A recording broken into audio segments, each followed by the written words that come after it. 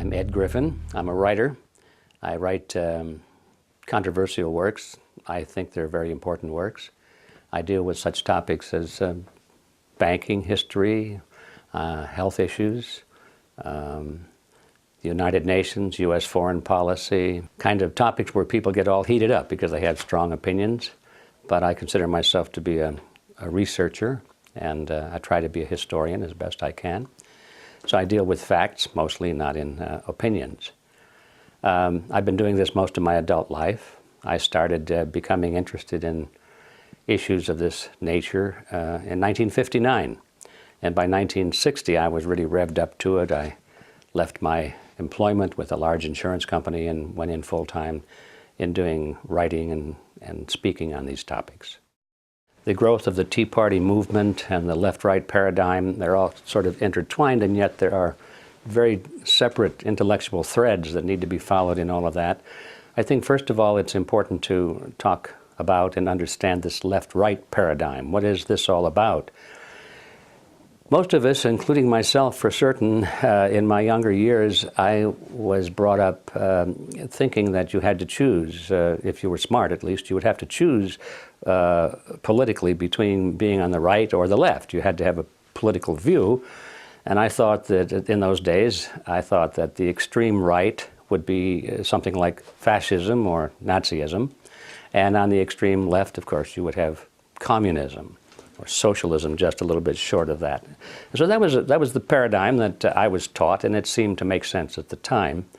But as I became more involved in these issues and learned more about them, I began to realize that the basic philosophy between the so-called extreme left people, on communists and socialists, and the so-called philosophy on the right of the fascists and the Nazis was really the same. I said, how can this be? They're supposed to be opposites of each other. And then I began to realize that there is something more common to all of these philosophies that was left out of my training and education. And that was the ideology of collectivism.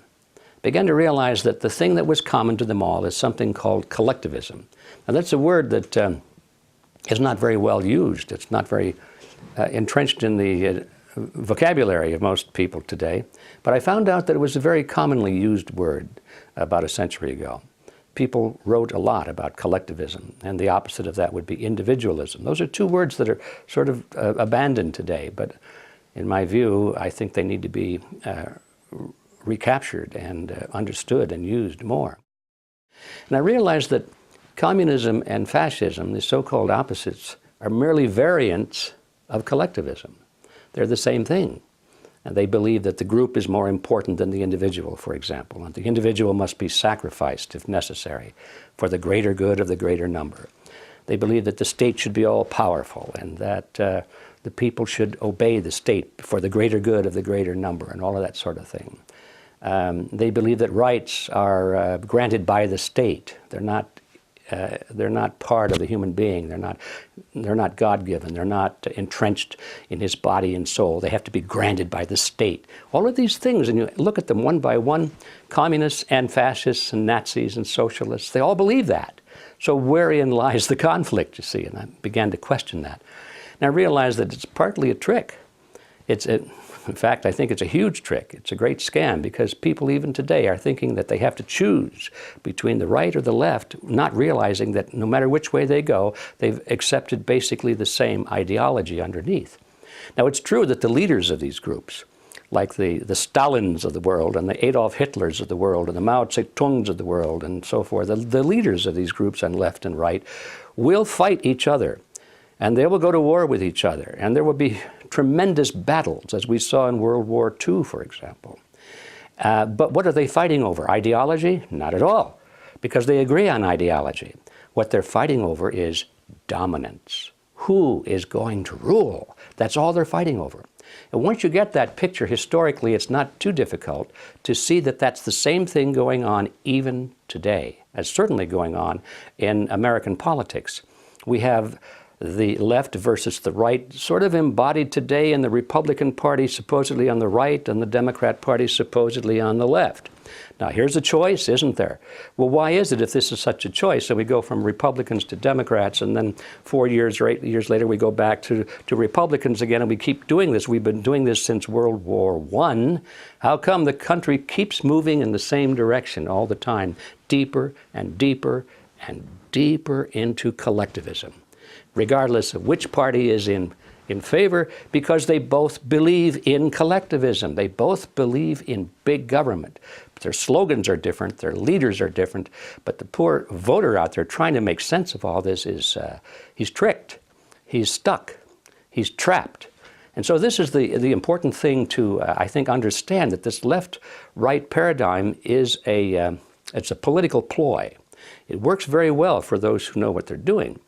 We find that the Republican Party and the Democrat Party both are pretty much in the hands of a relatively small group of people with a membership of about 4,000. It's called the Council on Foreign Relations. These are the people that are really pulling the strings in both the Republican and the Democrat Party.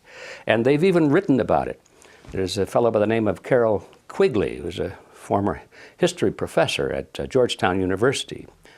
By the way, he was the mentor of William Clinton when Clinton was a student there. And he wrote several books about this group of people and their origins and their roots coming from Europe and England in particular.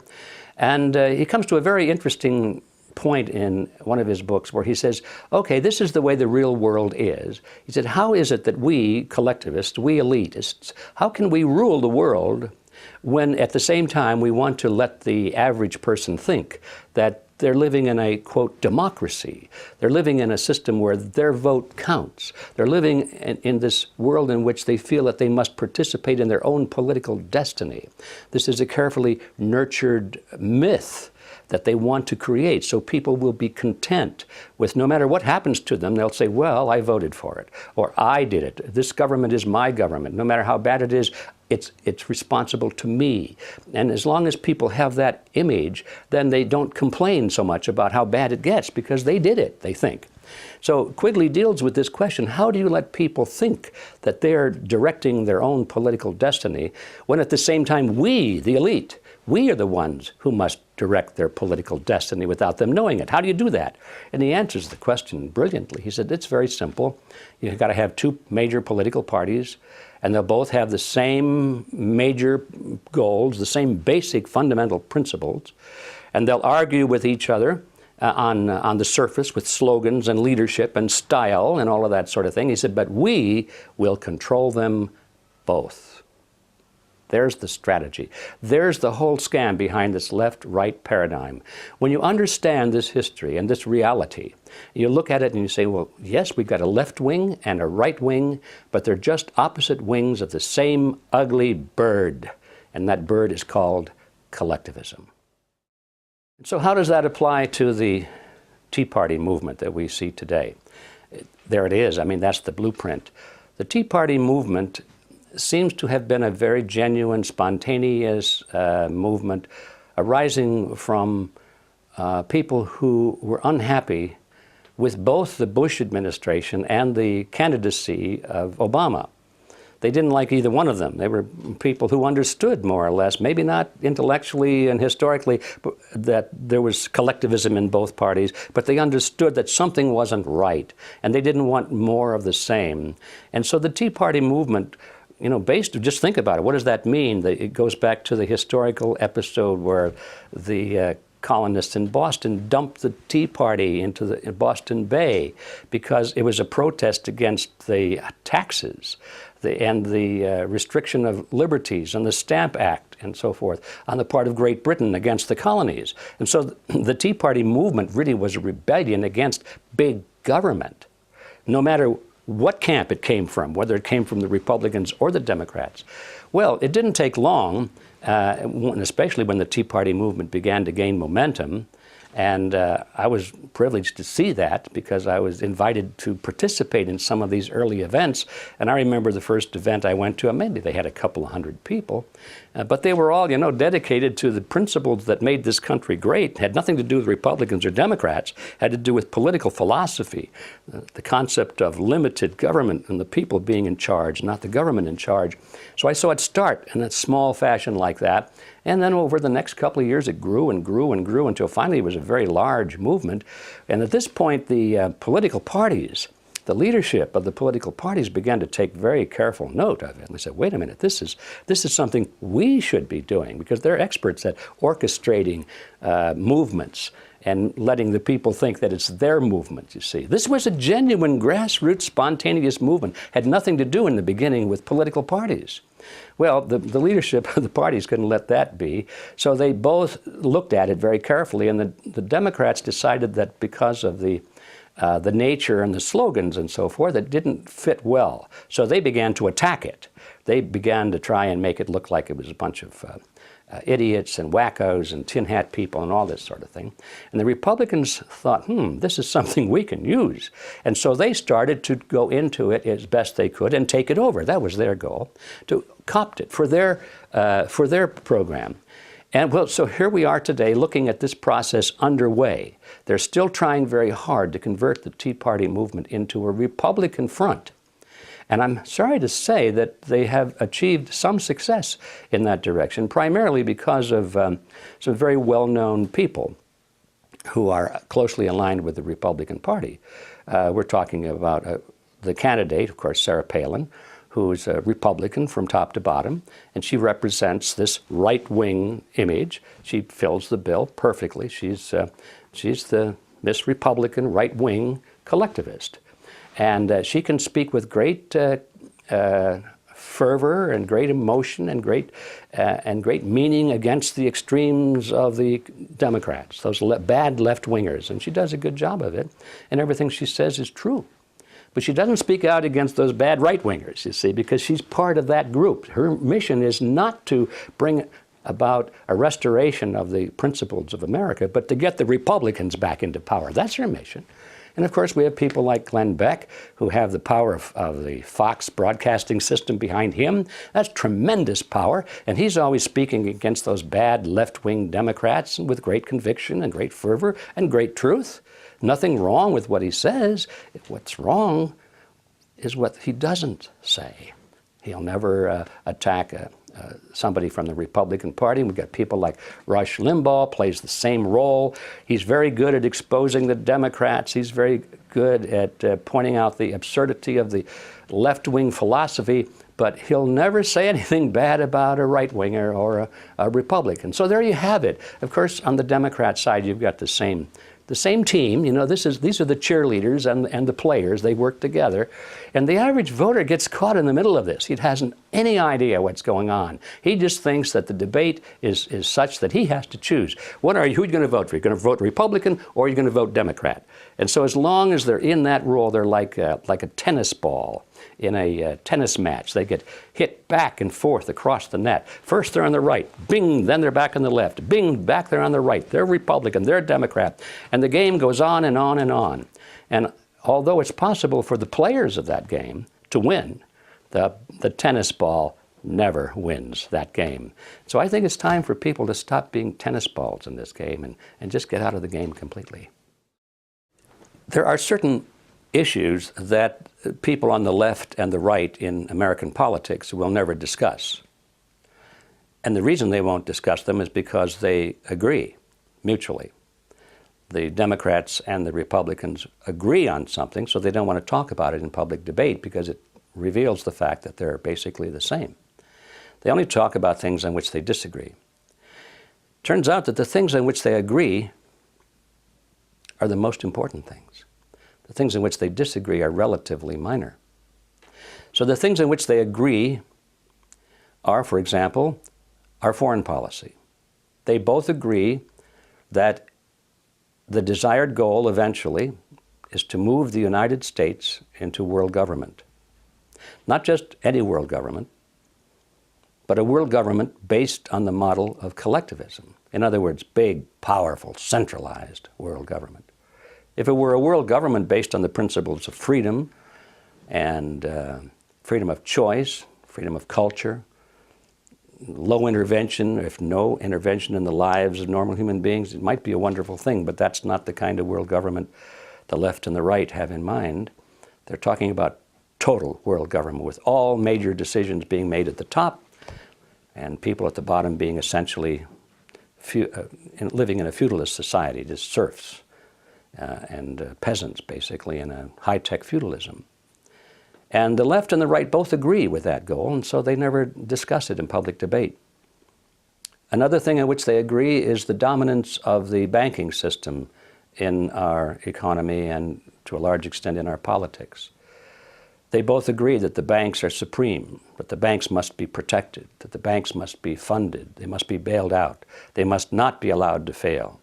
When the banks make bad loans to third world countries, or if they make bad loans to large corporations, both the Republicans and the Democrats agree that we must come in with taxpayers' money, either tax money or inflation money, and we must bail out the banks. And we do that, they both agree, by giving the money to these corporations and giving the money to the third world countries so that they can continue to make interest payments to the banks.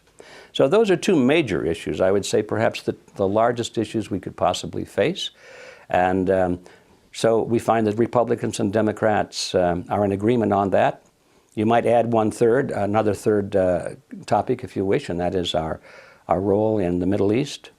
Both parties talk alternately about, oh, we've got to end this war in the Middle East, pull our troops home, and all that sort of thing. But that's just rhetoric. You notice we go from one party to the other. The war continues, the war grows, the funding continues. So there we have three major issues, perhaps the three largest issues of all. And there's no debate between Republicans and Democrats as to what to do. Though there may be some debate in rhetoric, they may give speeches, but when it's time to vote in Congress, there is no division between them at all. And this itself should be the biggest giveaway as to what the reality of politics is today. If anybody that's got their eyes open, they ought to be able to see it just by examining those three issues. I do believe that when Ron Paul ran for president and, to everyone's amazement, achieved such great support in spite of the roadblocks that were put in front of him, and in spite of the total disinterest on the part of the major media, so that he was practically unknown to large segments of the people. Parenthetically, I would say that if the media had given Ron Paul anywhere near the same exposure they gave to the Republican and Democrat, the old-style Republican and Democrat Party candidates, I think he probably would have been elected. But anyway, that was sort of a phenomenal event, that somebody who did not have the endorsement of the establishment and who spoke so clearly on issues, the very issues that we were talking about, the issues of the war, the issues of the economy and bailing out the banks and the Federal Reserve System, and the issue of national sovereignty. These are issues that mainstream Republicans and Democrats don't want to touch because they agree on that.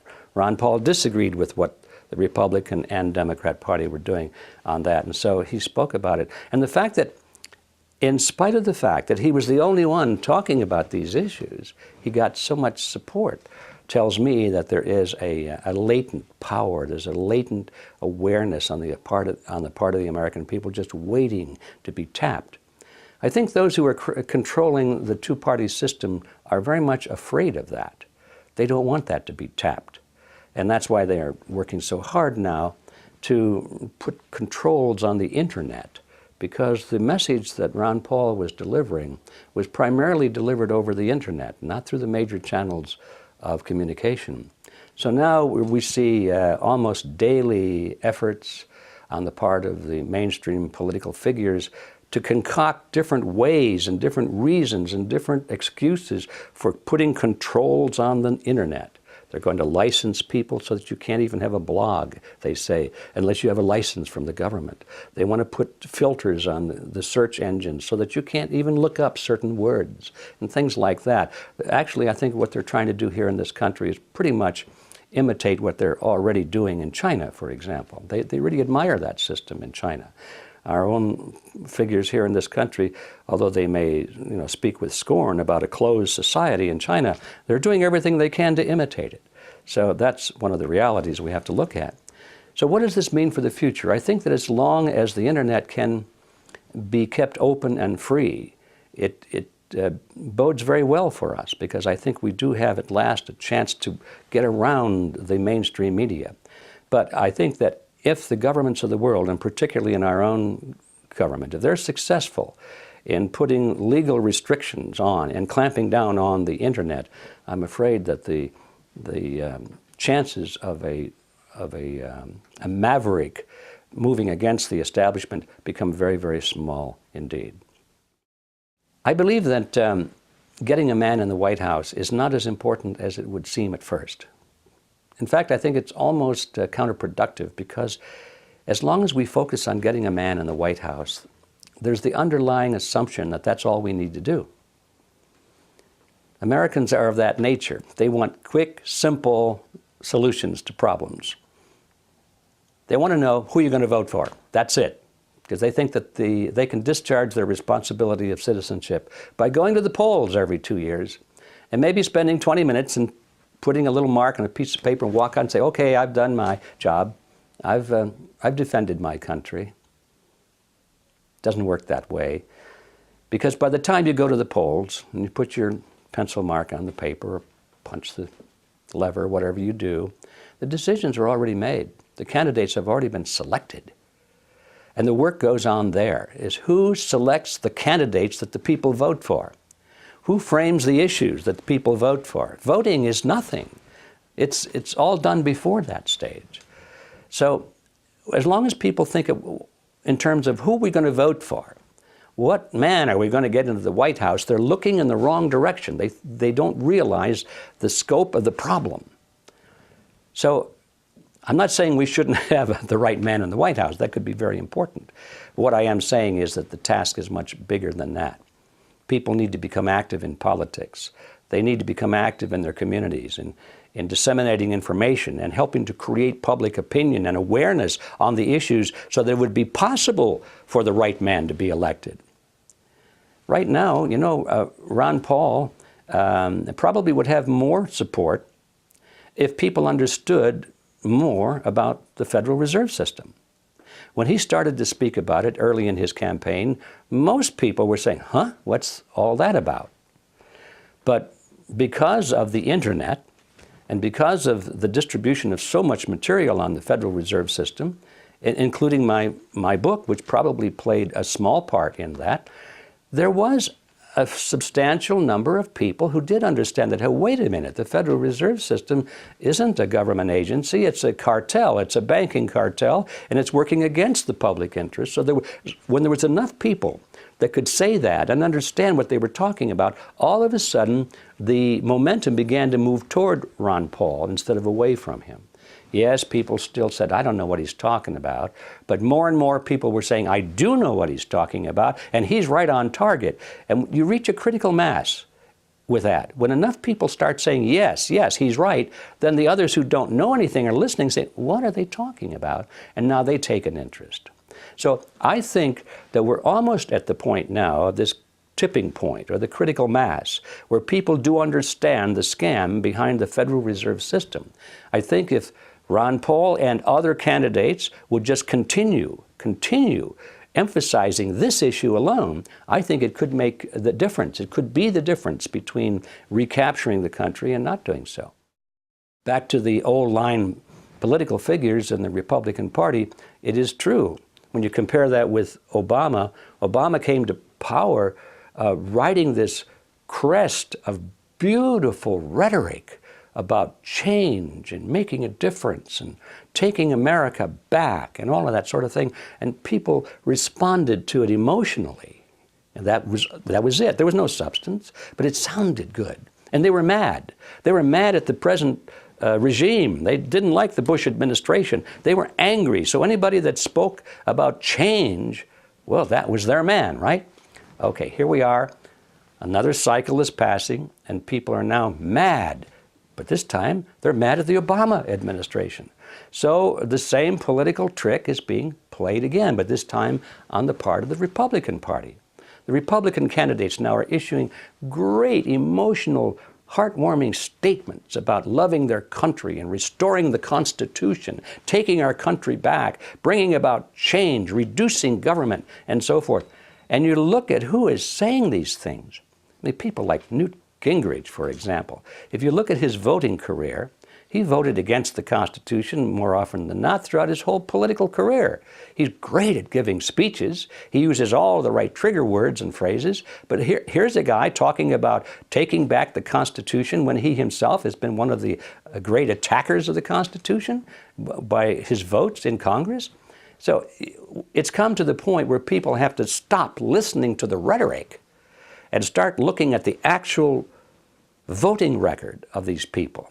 I don't care whether it's Republican or Democrat. That's not the issue. It was Lenin who said it so well. Lenin said, words are one thing, actions another. Of course, when Lenin wrote that, what he was telling his followers is that tell them what they want to hear. Don't worry about telling a lie. They want to hear lies, he said. Words are one thing. Tell them what they want to hear. Get elected. Come to power. When you're in power, he said, then do what you want to do. Words are one thing, actions another. So he was advocating lying. Well, believe me, professional politicians understand this same technique. They would never come out and advocate it in public. They'd deny it. But look at their records. Don't listen to their words. Look at their actions, and then you'll know what kind of a game they're playing with us. Well, both Republicans and Democrats, both left-wingers and right-wingers, use this tactic of trying to discredit their opposition.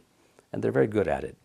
And they know that if you come to the point where there is a serious debate underway about a serious issue, the best thing is back away from the debate, stay away from the issues, because they will lose. So they start attacking their opponent's character or their intelligence, or they try and look for something in their past to make them seem like they're evil people. And it's called demonizing. You demonize the opposition. This is an old tactic that's been going on for a long, long time. And yes, I've seen it over the years where they have taken a group like the John Birch Society, and which is just an educational organization, but it was an educational organization dealing with principles and real historical facts, and they pretty well succeeded in convincing everybody in America that the Birchers were a bunch of, at the least, they were a bunch of little old ladies in tennis shoes, but at worst, they were a bunch of Nazis and fascists and racists, and they were even called communists. And so it didn't make any difference. You just call them some name, and if you keep doing that often enough, and in major channels of communication, most people will believe it.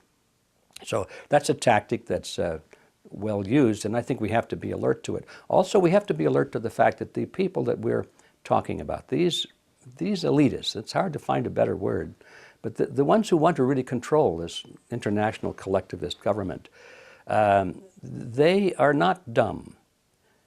They have a lot of money, and they have think tanks that work out strategies. And one of the strategies they have always used is to lead their own opposition. And they try to lead their own opposition because, first of all, they know there's going to be opposition, so why wait around?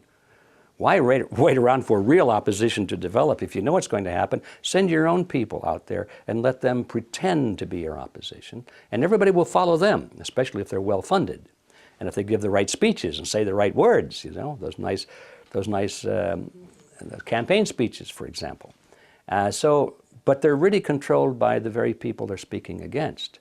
I came across that when I was doing research for the Federal Reserve System, because I realized that in the early days, the very bankers who put together this cartel and drafted the Federal Reserve Act, it was their bill.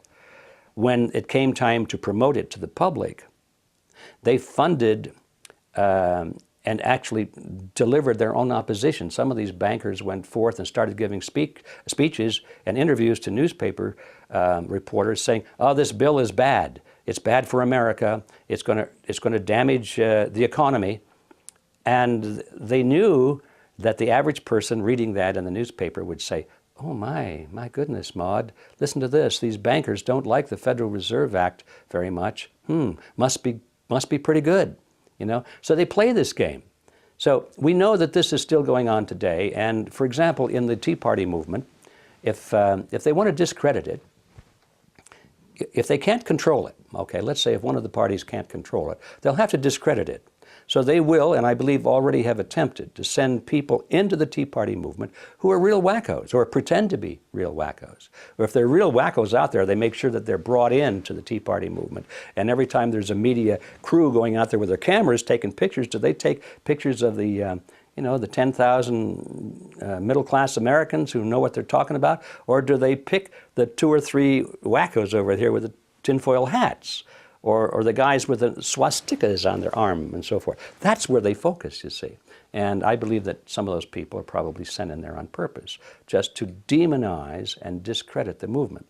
Now, this is hard for most Americans to believe, because they don't realize that this is really hardball. This political game is hardball, and they don't realize that it is a game and that there are professionals playing it. It's a matter of historical record that the group of people that sometimes we call capitalists, the big super wealthy families, the Rothschilds, the Rockefellers, and the heads of the big corporations in America, AT&T, Ford Motor Company, and so forth. People think of them as the super capitalists. It's a historical fact that many of these people have provided the funding, the essential funding, to help bring to power regimes such as Hitler's regime that was well funded by American financiers and British, and also in communist Russia, the group there, the Leninist group, was well funded by American and London bankers. And so it's tempting to say, well, they created their own opposition. And I think that's partially true, but I wouldn't go that far. I think what these people do is they look around and they see what kind of native opposition is out there, or what kind of native groups are growing, movements are growing, that they really want to control.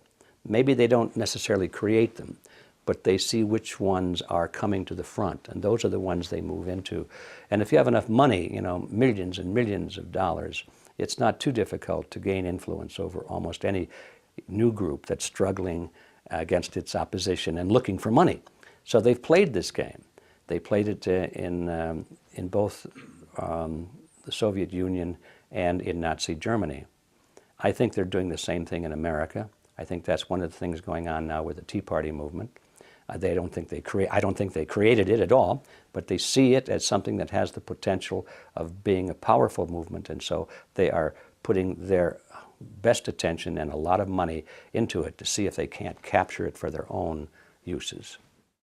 Another tactic, isn't it, that the opposition knows that the American people, any people in the world, will gladly give up their liberty and their comforts if it's in their mind a means of gaining security, protection against a dreaded threat of some kind.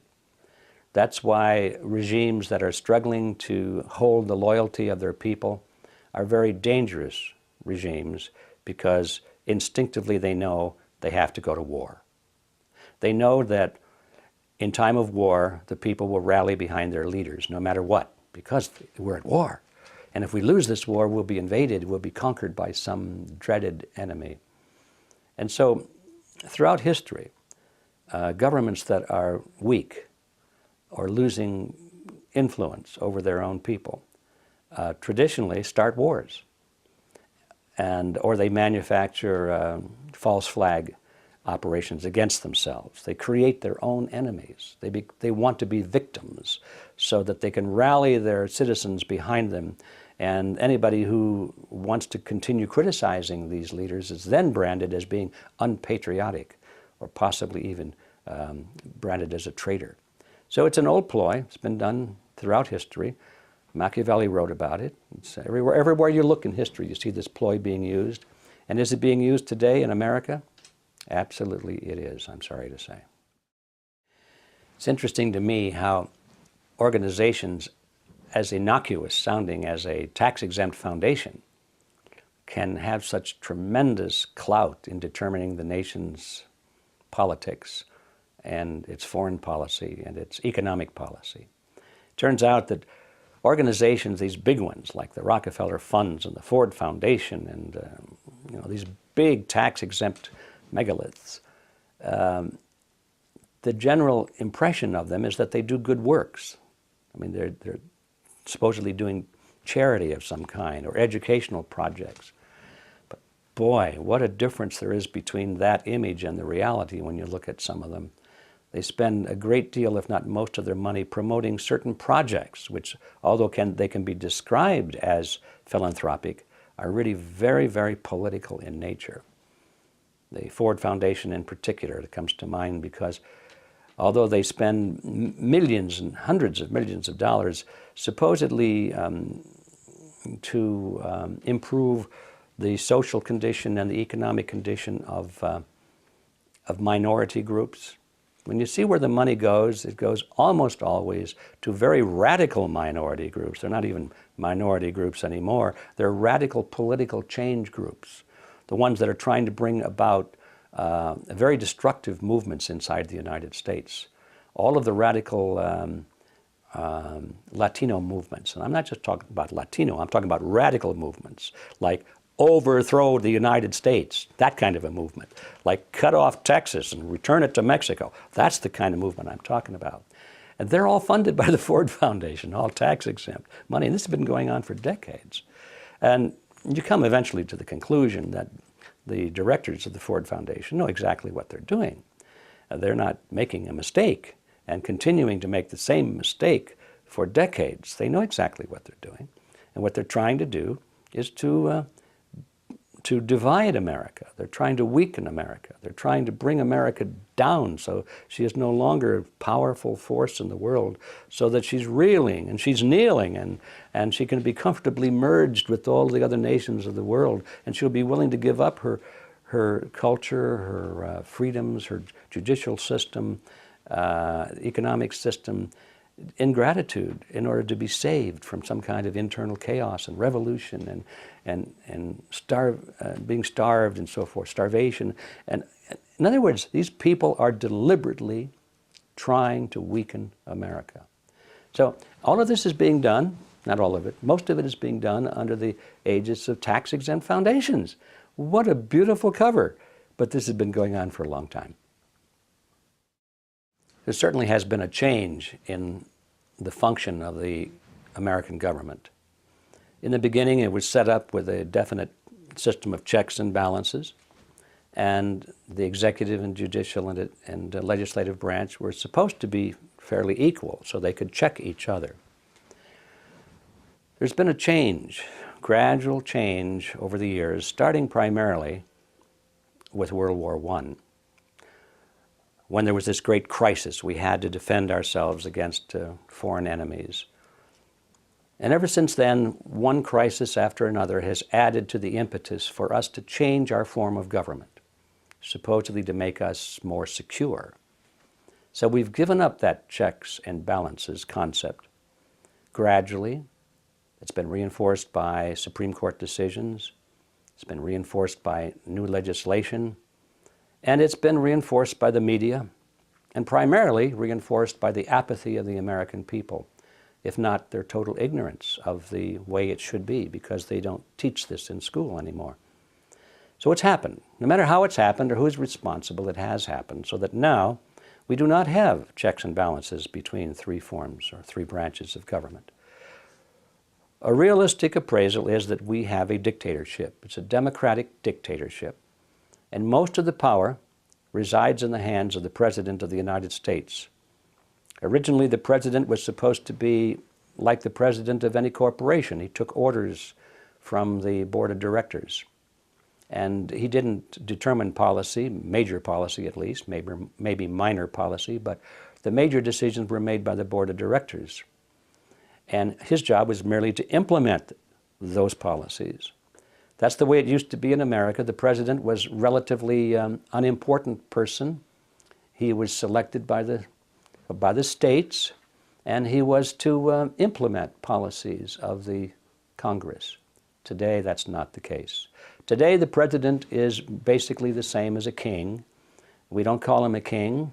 We don't say Your Highness, we say Mr. President. But he has almost unlimited powers, the same as any great ruler of history. And Congress, although we still think of it as being an important body, pretty much steps back and lets the president do whatever he wants to do.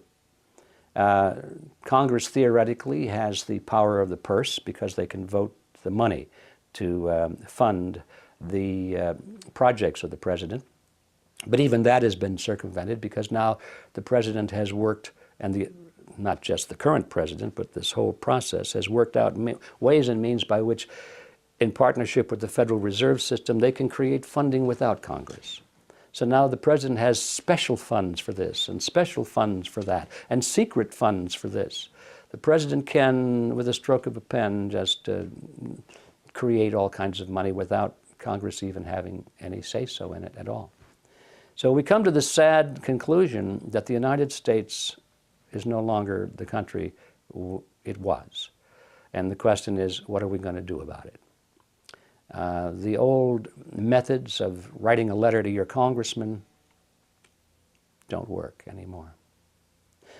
It's time for fundamental change.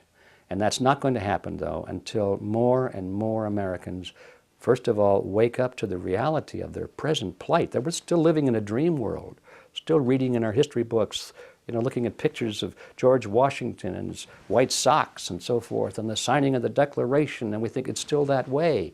It's not that way, folks. And so people live in this dream world. The first step is to realize what we're really living under, what kind of a system we're really living under, and then to go back and figure out what kind of a system do we want to restore. And I think restoring the concepts in our original Constitution is a great step forward, not backward, but forward. We've been going backwards toward monarchy ever since World War I. We have to go forward now to the past, if I can coin that phrase. But that's not going to happen until a large number of Americans understand that it has to happen. So that's, what is that, an optimistic or a pessimistic view? I think it's an optimistic view in the long run. It's a pessimistic view in the short run because nothing like that is going to happen by November. It's not going to happen in the next election. Americans are always focused on, well, how can we make this happen quickly so I can go back to my golf game? I don't want to spend a lot of time on this. If I'll become active maybe for a few months and I'll vote for a candidate or something, but don't drag this thing out, please, because I'm too busy. They want to know how we can turn this all around by the next election. Can't be done by the next election, but it can be done. That's the optimistic part. I think if we have a realistic view of the political process, and we know that it takes sometimes a generation or two for really important changes to happen. And if we understand that and accept it, and accept our role in being responsible for making it happen, then you can go to sleep at night and say, by golly, I'm really doing something about this, and I am making a difference, and it will happen. I don't know when the administrative branches of government became totally dominant. All I know is that it was a little bit at a time, and it sort of like a jerky motion. Every time there's a crisis, every time there's a war, every time there's a terrorist attack, or if there's a banking crisis, no matter what the crisis is, this movement toward totalitarianism accelerates. And then it slows down until the next crisis comes along. And I don't know if I could say at what point that happened, but I can say that it did happen, and it's even continuing today. Yes, I did see the clip in which Hillary Clinton says that, I think she was saying it was nice to be so close to the headquarters of the Council on Foreign Relations because she didn't have to go very far to find out what to think and how to act on certain issues, or something to that effect. And I'm sure she's been embarrassed by that statement and probably has issued some kind of a qualifying statement that, well, she didn't mean it quite that way. But the fact of the matter is, I think she did mean it. Most people know in politics, they know that the Council on Foreign Relations is the center of all of this, that's where the power is. And you just don't get the green light to move up in politics unless the switch is thrown in the building there at the Council on Foreign Relations office. That's why all of the major candidates for office appear at the CFR conferences, and you can see video clips of them on the internet now and then. They're giving speeches, sometimes before large audiences and sometimes before small groups. But it's clear to me that they're brought in and they're treated very nicely, and then they're asked some questions to see how they think and how they would act under certain circumstances, and what is their view on this policy and that policy. And if their answers are acceptable, they get the green light. Council says, okay, this is a man that we can trust, that we can support.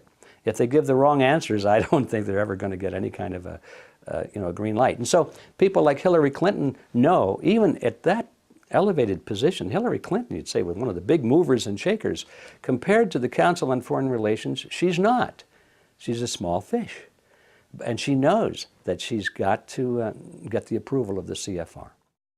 I think that the people who are monitoring this they have to be concerned over the growing awareness on the part of the American people. The question, though, is, are they worried about it? I don't think they are, because we know that they've thought about it long before it ever happened. These people are not stupid. They knew that there would be opposition to their plans as they reached the end of the game. They know that as people begin to lose their economic freedom, and they know that as one crisis after another descends upon them, there's going to be opposition. And so they planned on this a long time ago. And I think what we're really looking at is, I think Alex Jones called it the end game. We're approaching the end game, and they have a plan for that. And that is to institute martial law. Because as people become upset, they go into the streets, they demonstrate, and eventually they become unruly, eventually they become violent, and eventually they start breaking windows, eventually somebody gets hurt, eventually somebody gets killed, eventually there's martial law, and that really is what they really want, because they want an excuse for martial law. All collectivist systems eventually deteriorate into a police state, because it's the only way you can hold it together. So are they worried about people becoming aware? I think they are not, because they've been planning on it. Let's say it this way. They're certainly not surprised by it. The movement toward world collectivist government has been going on for quite a while. It's impossible to establish its absolute origin, but it certainly was part of the literature at the turn of the last century. And there were groups and organizations forming in various parts of the world at that time that had that as its goal.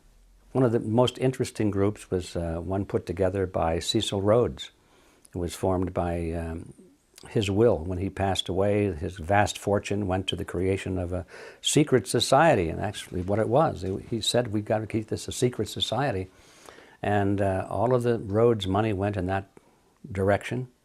It was from that the Council on Foreign Relations sprang in this country. There were similar organizations in other British dependencies.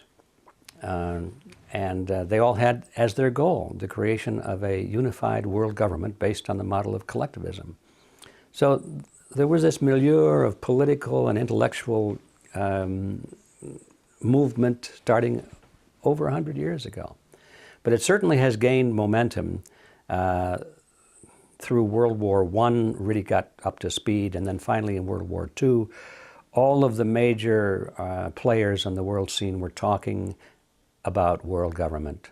They tried to do the League of Nations, that failed. Finally they created the United Nations, that stuck. And so now they're just trying to pump up the United Nations into the framework of the global government that they have always envisioned. And this has been a thing that goes beyond one generation. It's transgenerational. In other words, it's not just one person's vision. The people that started it are long gone, but those who inherited it continue this dream. To them, I'm sure they look at it as a wonderful thing. They see it as an end of nationhood as it has been historically defined. They see that as advantageous, they say, because it'll put an end to war and so forth.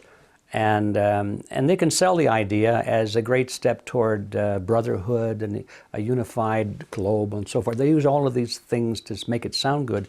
But when you start examining the actual policies that they're instituting, it's not so hot.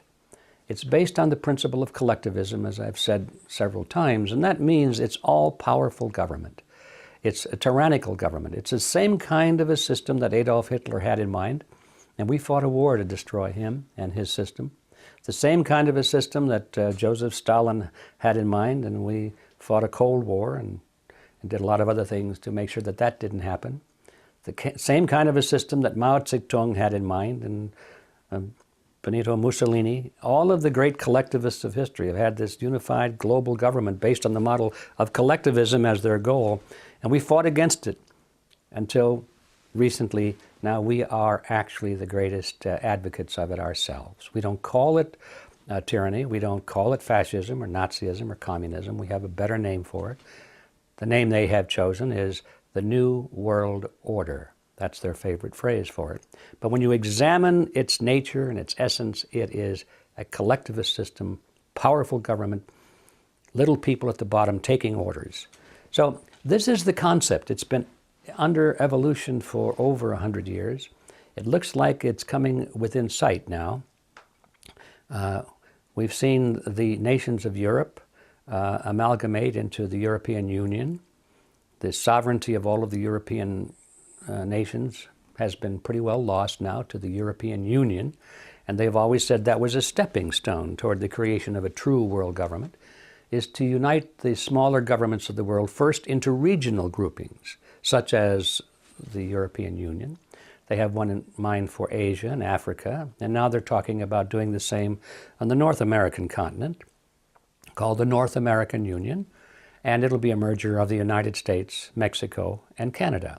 A process that they deny that is underway, but it is definitely underway, and it's been underway for over a decade. And if you examine some of the laws and administrative rulings that are coming out of the federal government at all levels, they often use the word harmonization, meaning they're going to harmonize or attempting to harmonizing our laws with the laws of Canada and Mexico. So this process is well underway. We have seen the euro, a replacement of national currencies in Europe, a single regional currency. Now they're talking about the same thing here in the United States. To get rid of the US dollar, get rid of the Mexican peso and the Canadian dollar, and create a new currency for the three. They'll probably call it the Amero. That's the name they seem to be favoring at the moment. Step by step, this structure of world government based on the model of collectivism is being erected. Every day you can look in your newspaper and see evidence of another brick that's been put in place. Another timber has been put in place. It's going on and on. So is this a good process or a bad process? Is it an inevitable process? Well, first of all, I don't think it's inevitable because it has to be done by people, and people have to want to do it or not want to do it.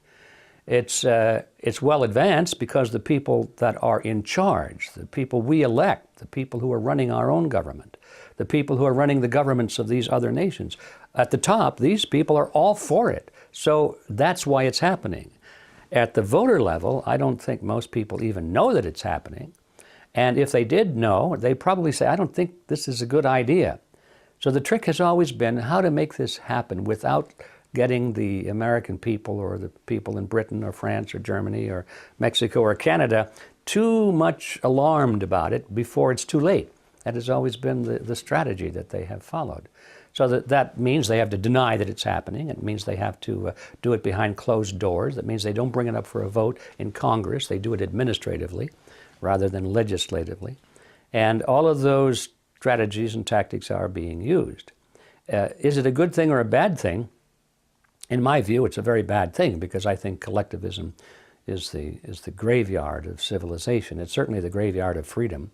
If you just think about it, no collectivist system in the world has ever been the kind of a place where freedom was prosperous.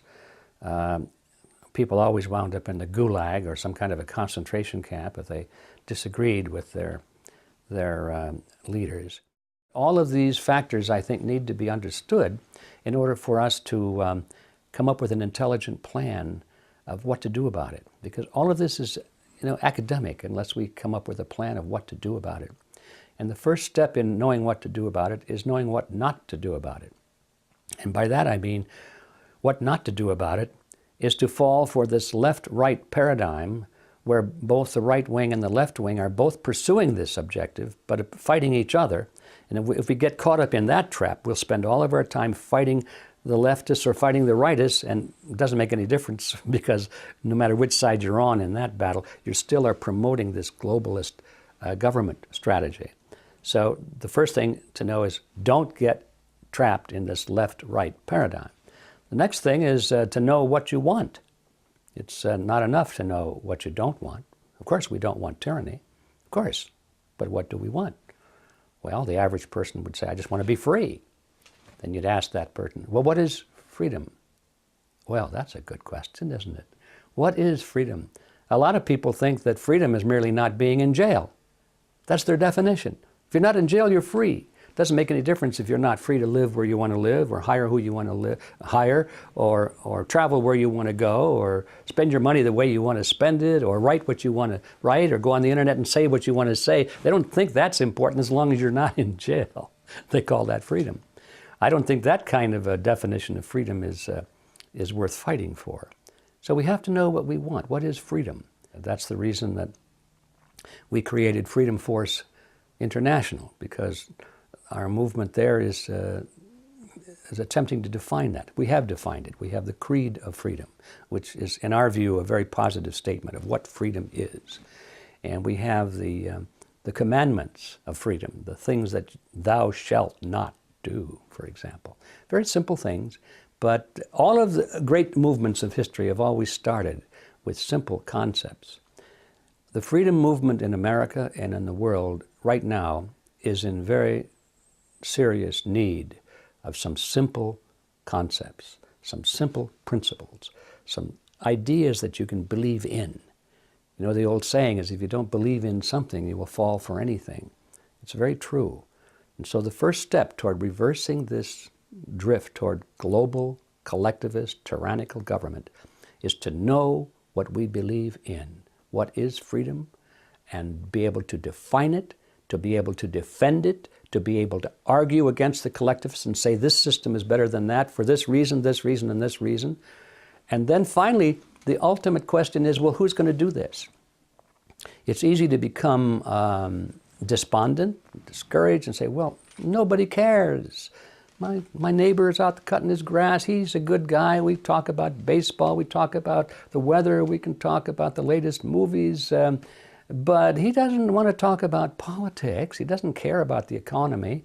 He just doesn't want to become informed, and he certainly doesn't want to take any personal responsibility for monitoring and changing the system. So how are you going to fight this great drift toward global government with all of these powerful people at the top and nobody on the street cares? And the answer is that all movements of history have always been determined by less than 3% of the population. You don't need everybody out there. In fact, it'll never happen. It'll never happen. Never happened before in history, and it won't happen now, and certainly won't happen in the future. 3% or less of the population are always the movers and the shakers. If you can reach 3% of the people who really care and who really have the mindset and who are willing to make the sacrifices and the dedication to this task, it can be done. And the guy next door will continue to push his lawnmower, and he'll go whichever way the system goes. It's always been that way. So we don't need to be discouraged by the fact that not everybody is taking an interest. Our job is to find that 1, 2, or 3% of the people who do care, get the message to them, join forces with them, and then we have to come to power. Coming to power means we have to get into politics, we have to get back into the media centers, we have to communicate this information to everybody we can, we have to let our voices be heard in the great in the great power centers of society, the political parties, the labor unions, the church organizations, the media centers, and so forth. This is where we, the 3% or less, must go to work. This is where we're going to find the battle. This is where we're going to engage the enemy, and this is where we're going to recapture all the respective countries of the world. There is this false competition between the left and the right perspective. We've got the masked raider with the black mask there in the wrestling ring, and then the guy comes in with the blue cape, and they go into this great phony wrestling match, and it's a great show. It's a great show, and they got cheerleaders, the commentators, on the left and the right, and the public enjoys the game. They like watching the match. It's exciting, isn't it? I mean, they throw each other out of the ring, they beat each other up. He's up, he's down, no, he's winning, no, he's losing. Well, he lost this match, but he'll be back next week. Stay tuned, folks, for the next match. A grudge match is coming back, and so forth. This is American politics that we're talking about.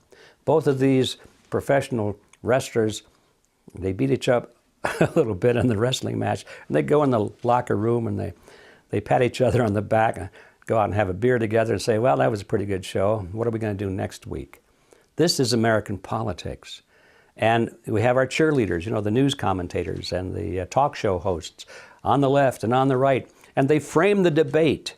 They won't let the American people debate the real issues. They won't let them even think about the real issues, which are we going to keep American sovereignty or not? Are we going to let the Federal Reserve System, which is a banking cartel, continue to run our government or not? They won't let us talk about those things. So that's the problem. As long as we depend on the phony wrestlers and depend upon their well-paid cheerleaders in the media to keep us focused on secondary issues, we're never going to get out of this mess. So the first thing is to recognize the problem, see who the opposition is, and then walk away from them. Well, I think the kind of a show that Glenn Beck puts on is first of all, it's very entertaining, and he does a good job of it. I have a little trouble with his television persona. I don't really go for it very much, but a lot of people do because he seems to be so sincere and so emotional and so patriotic, and he loves his country and so forth, and that sells pretty well. Am I questioning his sincerity? Yes, I am, because I know it's a show, and I know that if he were really as concerned and patriotic as he presents himself to be, he would be exposing criminal activity on the right as well as on the left. Then I would know he was sincere. But because he is so well-defined right down the middle, he attacks only those on the left and lets everybody on the right get off scot-free. I know that this is a phony wrestling match. We have to realize that the Fox News network is part of the Rupert Murdoch empire. And like so many of the other great media centers, like ABC, CBS, NBC, they're all in the hands of members of the Council on Foreign Relations. Murdoch himself is a member of the Council on Foreign Relations. So what does that tell you? It tells you that there is an agenda. These people have an agenda, and they boast of it. It's not hard to find out what it is. The agenda is world government. The agenda is world government based on the model of collectivism. So we know that Murdoch would not allow a consistent program or movement within his network channel to exist unless it furthered, at least in his mind in some way, it furthered that agenda. So we know that this is a rigged game to start. So how does that fit? So we've got the Fox network over here, which represents the right wing of this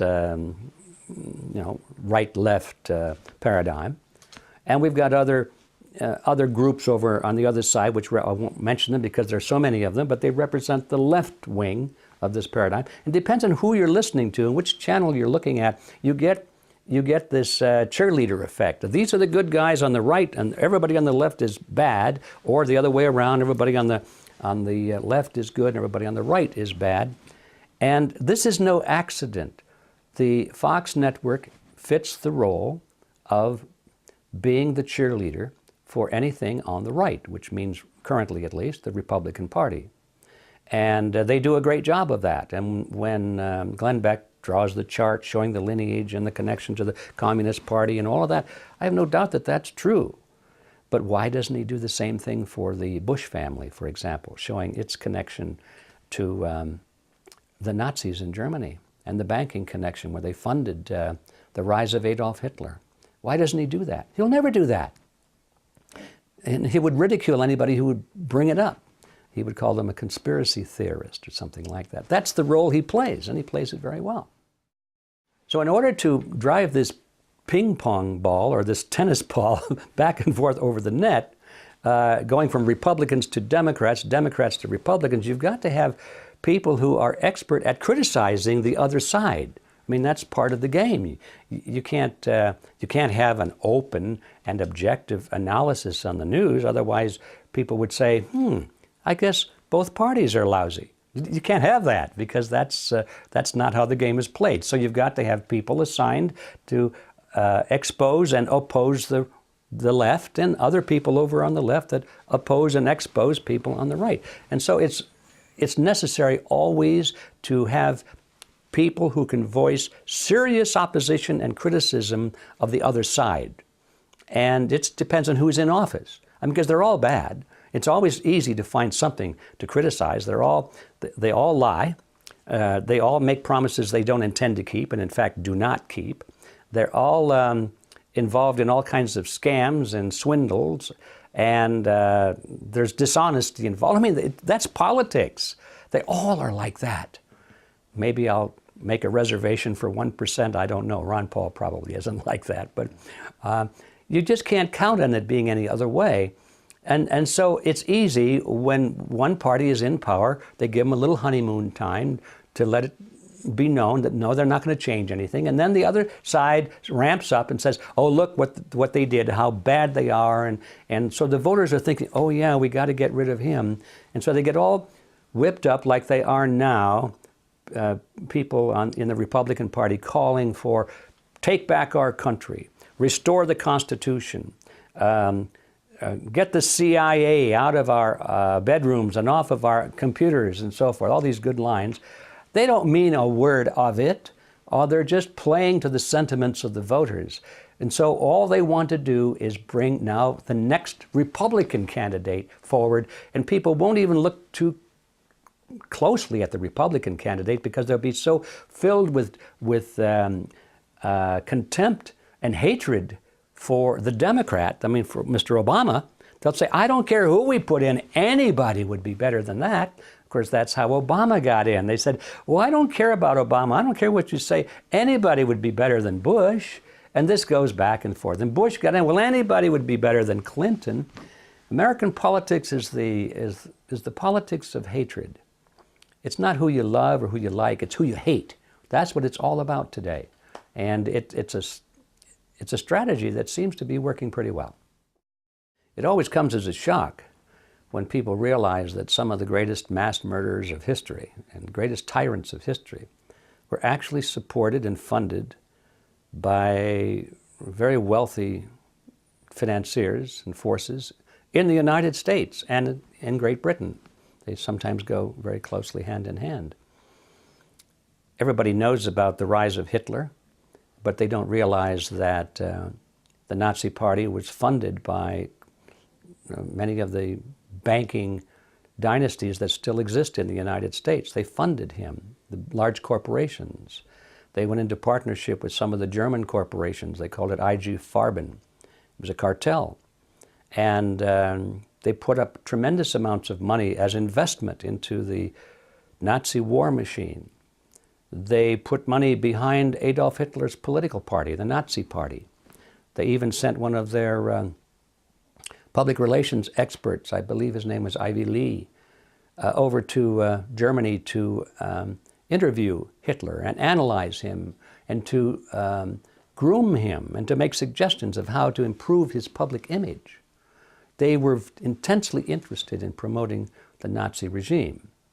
That's a matter of record. It's not a question of opinion. You can like it or dislike it. It's a matter of record. But this always happens. When Mao Zedong came to power, he couldn't have come to power had it not been for very powerful forces inside the United States. At the end of World War II, the Japanese had been driven out, but there was a large division in China. The nationalist Chinese under Chiang Kai-shek held a large portion of the country, and another section was in the hands of the communist forces, Chinese forces, under the leadership of Mao Zedong. And the nationalist forces and the communist forces were bitter enemies, even though they had fought more or less together against the Japanese. They both knew that when the war was over, only one or the other would be able to survive. And so they were preparing to fight each other. That was not in the best interests of the people in Washington, D.C. They didn't want that to happen, and they put pressure on the nationalist Chinese, Chiang Kai-shek's government, to accept the communists into their own government in key positions, what they call a coalition government. And they wanted them to go into very key positions. In other words, in control of the military in particular. Well, that's the end of the game, you know. The nationalists didn't want any part of that.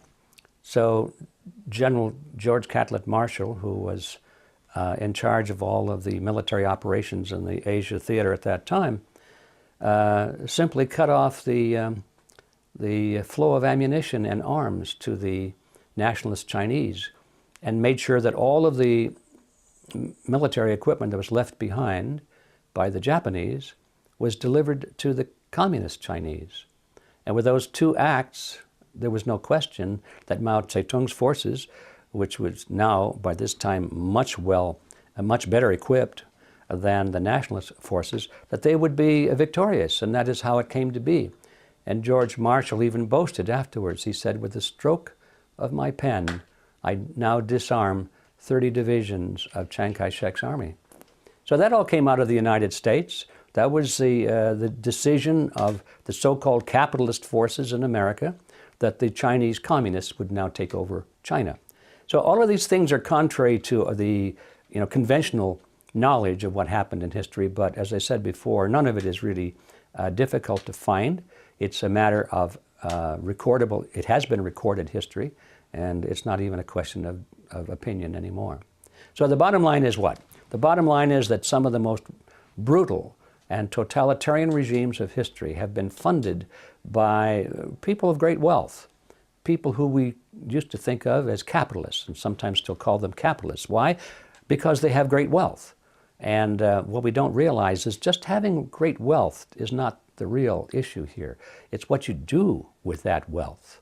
And how did you acquire that wealth? A free enterprise capitalist would be one who acquires his wealth through competition and free enterprise and producing products and services at a better quality and a lower cost. A monopoly capitalist would be one who acquires his wealth by purchasing the loyalty of politicians and the passing of certain laws to throw the weight of government in his favor and to put obstacles in the way of his competition. So there are two kinds of capitalists, if you're going to use that word, and we have to be very clear. The capitalists we're talking about that have supported the totalitarian regimes are not free enterprise capitalists, they're monopoly capitalists, and they believe in the concept of collectivism. The issue of bank bailouts is a very simple one. You can make it complicated, but at its core, it's a very simple issue. And that is that the banks who own the Federal Reserve System, it is a cartel of banks, have great influence over our federal government. And when the banks got in trouble and were about ready to go bankrupt, most of them, if you looked at their balance sheets, they were technically bankrupt because they had made so many bad loans to third world countries or large corporations, and these countries and corporations were no longer able to continue paying interest on these loans. The bank was coming to the point where they had to write these loans off as bad loans. That would have destroyed the banks. They would have gone under. They were going out of business. So they went to their friends in Washington and they said, look, we need to save America. They didn't say we need to save the banks. They said, we need to save America. If the banks fold, well then who knows what will happen. America will go down. And so their friends in Congress voted these billions and finally trillions of dollars to make all of this happen, to bail out General Motors and Ford and various countries and the banks themselves. And it was offered to the American people as a great move on behalf of America. This is how we were going to save America, by saving the banks. It almost worked, except for the fact that by this time, enough people were aware of the game. They knew that the Federal Reserve System was creating money out of nothing, and they knew that that would result in their having to pay the bill, either in the form of taxes or through inflation. Ultimately in the form of inflation, because the politicians are not willing to increase taxes as much as they should in order to pay for these expenditures, so they always keep the taxes as low as possible. But they collect it through inflation, because by pumping this new money into the economy, it waters down the purchasing power of all the money that's there. So when the voters realized that they were going to pay these bills, it wasn't the government paying these bills or bailing out the banks, it was the citizens, the consumers that were bailing out the banks. When they realized that, they got angry. And there was a great movement against it, a lot of anger, and especially when they found out that some of these executives were, getting million-dollar bonuses for bankrupting their banks and so forth. There was a lot of heat. And by the way, I think that the whole issue of bonuses, as important as it is, was a side issue. I think that that was one of those tricks that the media uses to distract the public attention from the real issue. The real issue was the fact that the Federal Reserve and Congress was creating all of this money out of nothing to bail out the banks. That was the real issue. It was going to bankrupt America. It was going to drive people out of work, out of their homes. It was going to destroy America. But did they talk about that? No. They talked about how bad it was that the president of some bank got $1 million bonus. And that's where all the attention went for quite a while. So that was a side issue, at least in my view. So there we have it. What can you say? Even though the people are upset about it, it didn't make any difference, because the people do not control their government. They think they do, but they don't. Their politicians are beholden to the banking fraternity, to the Federal Reserve, to the banking cartel. That's where the power resides today. And if you need to have any proof of that, all you have to do is just take a look at the recent history of the bailout of the banks against the will of the majority of the American people, against the anger of the majority of the American people. And nevertheless, Congress went right ahead and did it. The President of the United States endorsed it. Everybody was for it at the top, but at the bottom, the people did not want it. So how is that possible? If the people control their own government, could that happen? No. It's proof positive that the people of the United States have lost control of their own government. The anger over the bailout of the banks has been a strong fuel for the Tea Party movement. But the question is, will the Tea Party movement be able to do anything about it? And the answer is no, not unless they replace those people in Washington that made it possible. A Tea Party movement has no value unless it has the effect of replacing the people in Washington who brought about the financial crisis. And that means all of them. It doesn't mean just Democrats or Republicans. It means all of them. And so the Tea Party movement, I'm afraid now, is there's an attempt to have it become a mouthpiece for the Republican Party and make it look like everything that's happening in the economy and the bailing out of the banks is all the result of the Democrats, and it's not. They certainly play a major role in it, but it's all been going on for decades, and the Republicans have played a major role in that. And some of the very Republicans who are standing up today and saying we should just put an end to this bailout of the banks, they're the ones that voted for it in the beginning, but nobody's checking their voting record. So yes, the anger of the American people over the bailouts is fuel for the Tea Party movement, and that's good. But now the rest of the story is, will the Tea Party movement be able to remain independent of the political influence of the Republican Party? Yes, the film, What in the World Are They Spraying?, I think is going to be a very important film, and it's going to shock a lot of people. They are spraying something. I think everyone's innate intelligence tells them what they see in the sky, those crisscrossing and these these white trails that go to horizon, that's not just ice crystals forming at the back end of a jet engine. It's true that jet engine does produce ice crystals at high altitudes where the temperature is cold, but those ice crystals are absorbed into the atmosphere very soon. You can see them trailing along right behind an airplane as it flies across the sky. There's a little trail of white smoke, and it just follows the plane and disappears. That's totally different from these billowing fumes of smoke that go from horizon to horizon and spread out, and by the mid-afternoon the sky is milky white. So what are they spraying? We know now what they are spraying, and it's a result of a new industry, relatively new industry springing up called geoengineering. There's a group of scientists and political figures and corporations who are planning to make a great deal of money and achieve other goals as well, other agendas as well, in changing the nature of our planet. They say they're doing this because they want to stop global warming. That's their main excuse.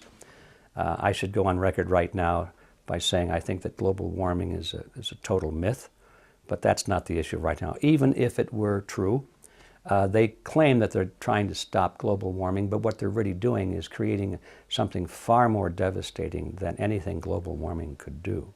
They claim that they want to control the weather. They claim they want to improve crops.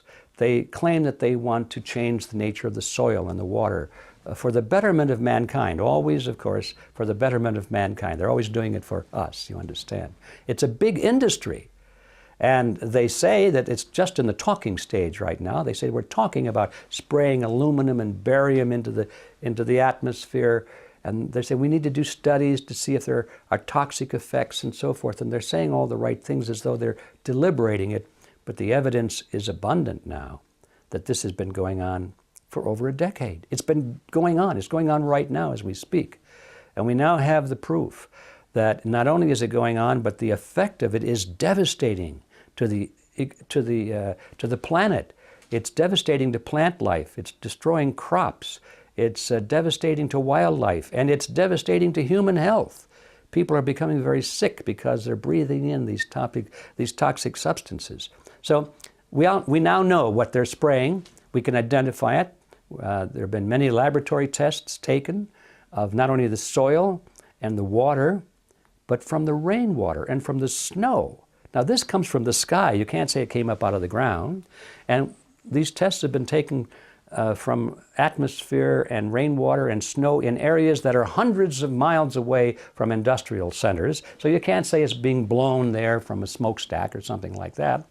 And what they're finding is an alarming high level of toxic substances, aluminum and barium in particular, the very chemicals that the scientists are saying, I wonder what would happen if we were to spray aluminum and barium into the sky. I wonder, that's what they're finding coming out of the sky right now in huge quantities. On Mount Shasta, for example, you should find no aluminum whatsoever in snow up there because it came from the sky.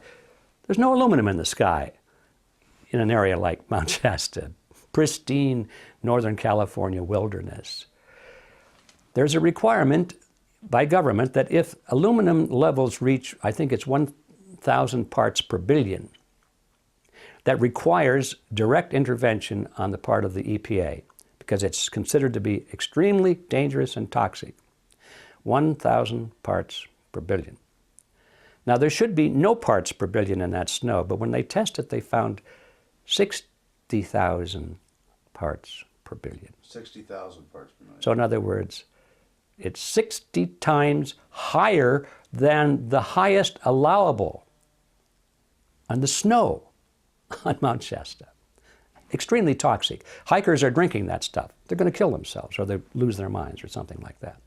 And we find this all over, not just in Mount Shasta. We found high levels in the beautiful islands of Hawaii where they've been spraying a lot. And you take the samples out of the rainwater. This stuff is coming from the sky. And it's exactly the same stuff that scientists are talking about. What would happen if we put it into the sky? The evidence is abundant that this process is going on right now. And to make matters worse, they're spraying us with toxic stuff, but to make matters even worse, they're lying to us about it. And that's the message in our film, What in the World are they spraying?